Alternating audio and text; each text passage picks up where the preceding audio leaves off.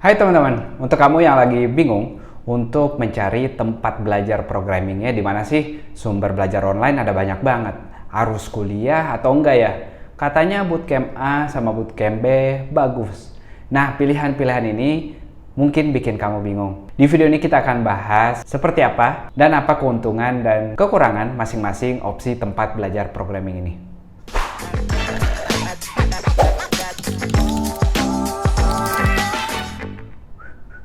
Hai, seperti yang teman-teman tahu, kita sekarang sudah terlalu banyak opsi untuk mulai belajar programmingnya. Nah, ini adalah opsi-opsi umum yang akan kita bahas, kelebihan dan kekurangannya. Mulai dari yang pertama yaitu biasanya kita kepikiran untuk kuliah informatika untuk belajar programming. Ini adalah hal yang cukup umum terjadi, di mana keuntungannya teman-teman sudah dibuatkan kurikulum oleh orang lain. Jadi untuk teman-teman yang nggak mau lagi searching-searching atau nggak suka mikir lagi sendiri atau mencari sendiri, maka ini cocok karena teman-teman sudah dibuatkan kurikulumnya, teman-teman tinggal mengikuti pelajarannya. Dan keuntungan lainnya, teman-teman akan punya teman-teman di kampus. Jadi teman-teman ini kita jangan cuma punya teman main game aja atau teman main bareng aja, kita juga harus punya teman belajar atau mungkin teman berkarir bareng nanti. Nah, dengan sudah mengenal orang-orang ini, kita nggak bingung lagi perbedaannya nanti ketika kita sudah belajar sendiri. Kita nggak bingung lagi mau bikin usahanya mulai dari mana atau mau ngobrol sama siapa karena kita sudah punya network sebelumnya. Kekurangannya, bagian dari kelebihannya tadi yaitu kurikulumnya sudah dibuatkan. Masalah dengan kurikulum yang sudah dibuatkan adalah kita tidak tahu apakah kurikulumnya ini bagus atau enggak atau sesuai dengan yang diminta industri dengan enggak. Sudah banyak banget keluhan kita dengar kalau apa yang kita pelajari di kuliah biasanya beda dengan apa yang dikerjakan. Meskipun kita nggak boleh mengeneralisir, bisa jadi sudah ada dosen-dosen di luar sana atau kampus-kampus di luar sana yang sudah semakin aware dengan hal ini dan sudah semakin mencocokkan kebutuhan di kampusnya dengan dunia pekerjaan aslinya. Jadi ini salah satu resikonya ketika kita istilahnya cuma mau disuap aja. Yang kedua, bisa jadi nggak semua pelajaran di programming ini teman-teman akan suka atau pada saat kuliah nanti. Jadi waktunya teman-teman akan berbagi dengan belajar hal-hal yang mungkin menurut teman-teman kurang relevan atau tidak begitu cocok dengan minat kamu. Selanjutnya adalah kursus atau bootcamp. Nah, tentu ada perbedaan mendasar dari kursus dan bootcamp, tapi kita nggak ngebahas di sini. Tapi secara umum, ketika kita nggak ikut kuliah juga, tapi kita ikut si kursus atau bootcampnya ini, di mana biasanya berjalan selama beberapa bulan dan kita belajar secara intensif di sini.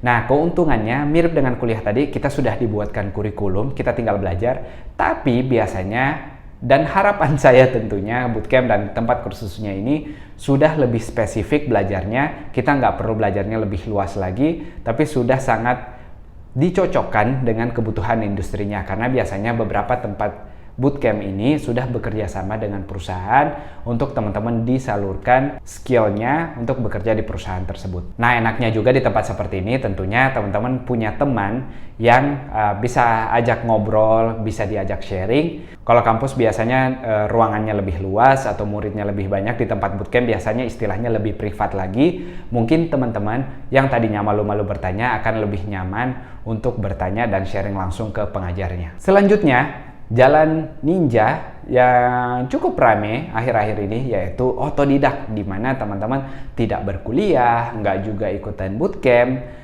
tapi murni mengandalkan waktunya atau menghabiskan waktunya untuk mencari sumber belajar sendiri. Nah, tentu kita nggak benar-benar sendiri lagi karena dengan adanya internet ini, teman-teman sudah punya opsi sekarang untuk memilih mau kursus online A, mau itu bahasa Inggris atau mau bahasa Indonesia, mau bentuknya video atau mau bentuknya tulisan, ada yang bersertifikat, ada juga yang enggak. Ini murni teman-teman akan menjahit kurikulumnya sendiri. Teman-teman mau belajar apa hari ini, itu terserah teman-teman. Nah, di sini tantangannya dan juga saya berani bilang juga plusnya, bukan sekedar negatif di sini. Teman-teman perlu extra effort tentunya untuk menjahit kurikulumnya ini atau membuat kurikulum sendiri. Tapi teman-teman tidak akan belajar lagi hal-hal yang teman-teman tidak butuhkan atau hal-hal yang menurut teman-teman nggak relevan nih, tapi saya harus belajar biar lulus. Itu udah nggak ada lagi karena kamu sendiri yang menentukan harus belajar apa. Nah, di sini tantangannya teman-teman harus tentu lebih cermat atau lebih cerdik dalam melakukan searching. Teman-teman harus nyari di mana source-source yang reliable untuk dijadikan patokan, saya harus belajar A atau harus belajar B. Di mana tentunya datang dengan sisi negatifnya sendiri, yaitu biasanya kalau teman-teman belajarnya sendiri, yang paling sering bermasalah adalah semangat atau motivasinya kadang lagi lemas karena nggak ada suasana belajar yang didapatkan seperti di bootcamp atau di kampus. Kita kadang jadi males, atau karena tidak ada yang mengawasi, karena kita dekat dengan internet, akhirnya entah itu jadi main game atau jadi sekedar nonton, lupa untuk kembali ke belajar mandirinya lagi. Nah, untuk menangani hal ini, kita coba bahas yang keempat yang sudah tidak asing lagi, yaitu berkomunitas. Nah, berkomunitas ini bukan pilihan, bisa jadi pilihan-pilihan ini teman-teman gabungkan. Jadi jangan sampai teman-teman mikir, saya kuliah berarti nggak belajar mandiri atau nggak belajar otodidak lagi. Atau ketika teman-teman memilih bootcamp, teman-teman masih bisa sambil berkuliah atau tetap mandiri belajar di rumah juga boleh. Nah, untuk opsi keempat ini saya sangat-sangat menganjurkan, yaitu berkomunitas. Entah itu komunitasnya online atau komunitasnya offline di kota kamu. Coba cari komunitas programmer lalu nama kota kamu di Google.